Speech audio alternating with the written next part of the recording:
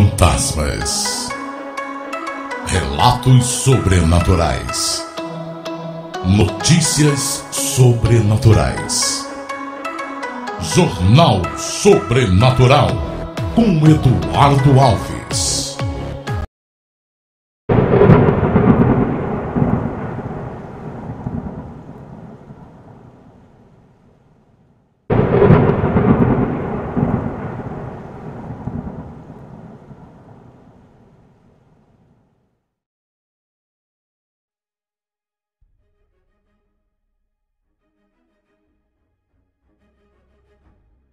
A origem do vampiro.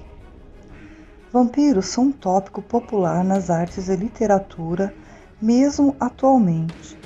Existem muitos autores como Stephen Meyer, Anne Rice, Stephen King e outros que mantêm o interesse nessa criatura, graças às suas obras de ficção.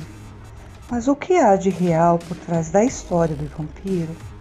De onde veio essa lenda? A origem do vampiro.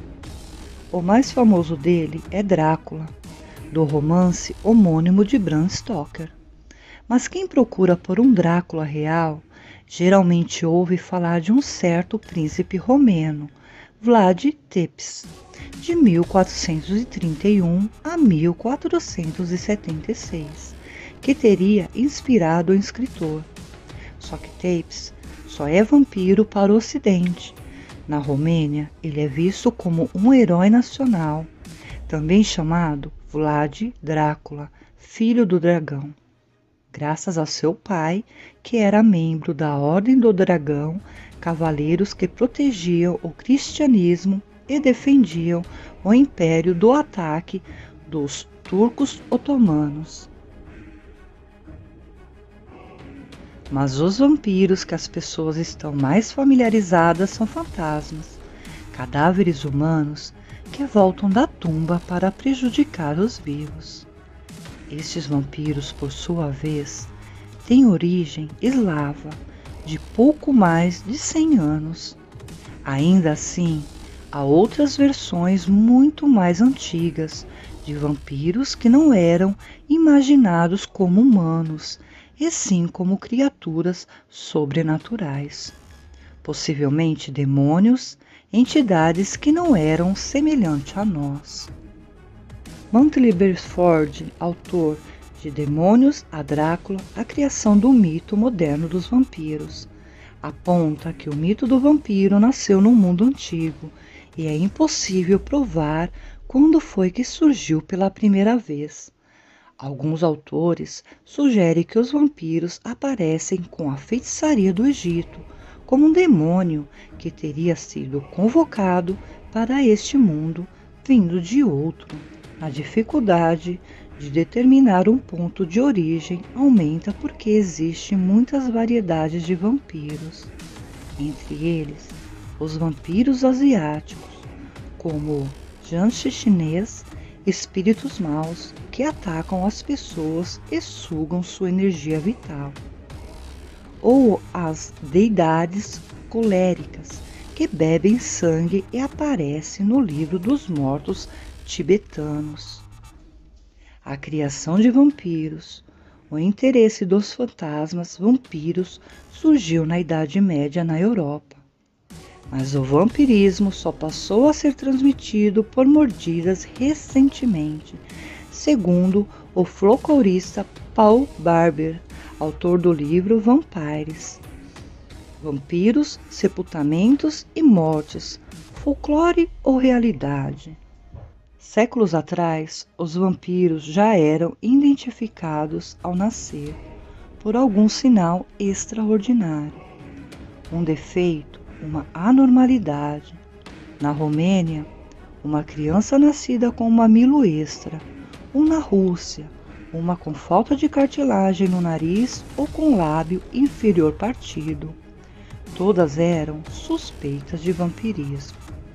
Uma outra crença geral era que, se o bebê nascesse com uma coifa vermelha sobre a cabeça, a membrana amniótica estaria destinada a retornar dos mortos. Estas e outras deformidades eram consideradas um aviso, e provavelmente muitas crianças que as apresentavam foram mortas imediatamente por precaução. As que sobreviviam tinham que carregar o peso da suspeita pública. Além disso, superstições e o desconhecimento de como funciona o processo de decomposição de cadáveres também levavam às crenças em vampiros.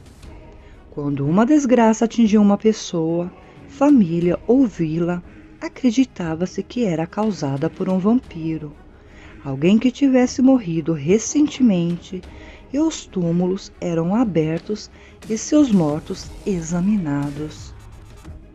Nessa de abrir os caixões, condições pouco compreendidas, como quanto a putrefação era retardada por fatores naturais, ou quando a decomposição dos intestinos forçava sangue para fora da boca do cadáver, eram interpretadas pelos aldeões ignorantes como atividades sobrenaturais.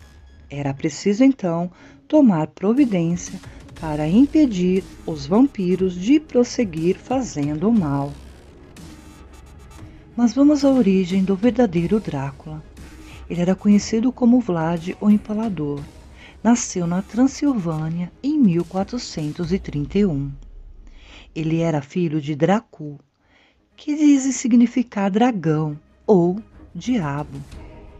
O dragão que lutou contra o Império Otomano. A sua mãe é desconhecida, embora seu pai fosse casado com a princesa da Moldávia. A Transilvânia, na época chamada de Valáquia, ficava entre o reino da Hungria e o Império Otomano. Aos 12 anos, Drácula virou refém político e foi enviado a Constantinopla, onde viveu com o imperador bizantino Constantino VI. Drácula foi casado 2 vezes. Primeiro com uma mulher desconhecida, que deu à luz a seu filho herdeiro, Minéa, chamado de O Mal. Drácula aprendeu a técnica de empalar as pessoas enquanto vivia em Constantinopla. Morreu tanta gente empalada que o sultão Mehmed II fugiu da batalha quando viu 20.000 corpos em volta da cidade de Targoviste, onde Drácula vivia em 1462. O mito de que Vlad era um vampiro começou porque ele drenava o sangue das pessoas empaladas com um ferimento no pescoço. Quando precisava recuar na batalha, Vlad queimava aldeias aliadas e matava todos seus compatriotas. Vlad começou a se tornar Drácula, um vampiro tão poderoso que podia andar de dia, pois ele derramava tanto sangue que nem mesmo o sol conseguia lhe desafiar. Conta-se que todo capitão turco derrotado era levado à presença de Drácula ao fim do dia, e seu sangue era retirado, pois Vlad bebia cada gota e se deleitava-se com o sofrimento de seus prisioneiros. A origem de Drácula já sabemos que vem de Vlad o Empalador da Valáquia. Mas também existem os vampiros reais da natureza, animais vampiros verdadeiros, incluindo lampreias, sanguessugas e morcegos vampiros.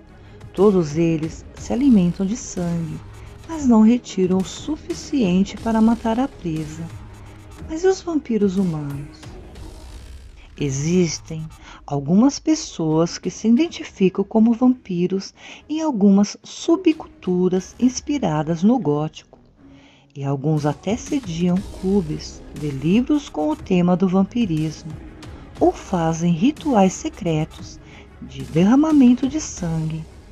Há até quem use capas e colete, próteses semelhantes a presas. Seja de que forma for, Os vampiros já fazem parte da cultura e folclore humanos por milênios e parece que não vão desaparecer tão cedo, a menos, é claro, que um apocalipse zumbi liquide com todos eles.